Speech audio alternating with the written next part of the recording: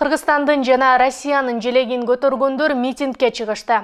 Украинада 19 жаштагы кыргызстандык жаран каза болгон.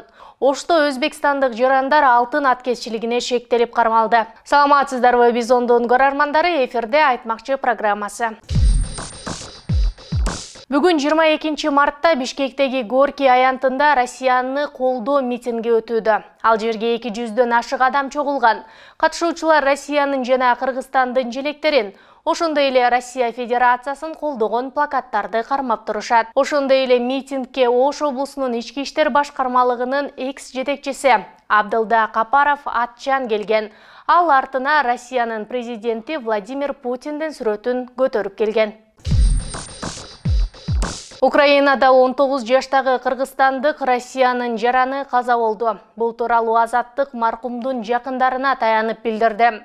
Басылма 17 мартта социалдык тармактарда Украинадагы согушта кыргызстандык каза болгону тууралуу маалымат пайда болгонун кабарлаган. Маалыматка караганда, аскер жигит жакындарына 22 февралда телефон чалып байланышкан. Анын Орусияда иштеген апасына Россиянын тийиштүү мекемелери уулу 8 мартта каза болгонун, сөөгү Кант авиабазасына жөнөтүлөрүн айтышкан. Азырынча маркум 19 жашта экени гана белгилүү. Ал Ысык көл районунун Караой айылында туулуп өскөн. Ата-энеси менен Россиянын жарандыгын алышкан. Бул маалымат такталып жатканын Тышкы иштер министрлигинин редакциясы билдирди. Ош эл аралык аэропортунда 2 килограммга жакын алтын буюмдарды аткезчилик жол менен алып бараткан Өзбекстандын жарандары кармалды.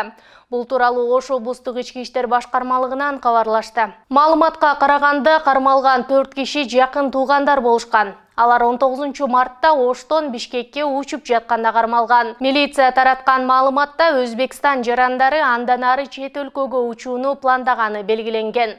Текшерүү учурунда алардын жанынан алтындан жасалган шакек, билерик сыяктуу зээр буюмдар табылган. Учурда териштирүү жүрүүдө, деди милиция. Талдоочулар арасында Кыргызстанда алтын куймасын жашыруун жолдор аркылуу чет өлкөлөргө алып чыгып саткан көмүскө аткезчилик кландары бар экени тууралуу такталбаган маалыматтар айтылып келет. Ушуну менен берүүнү жыйынтыктайм, саламатта калыңыздар.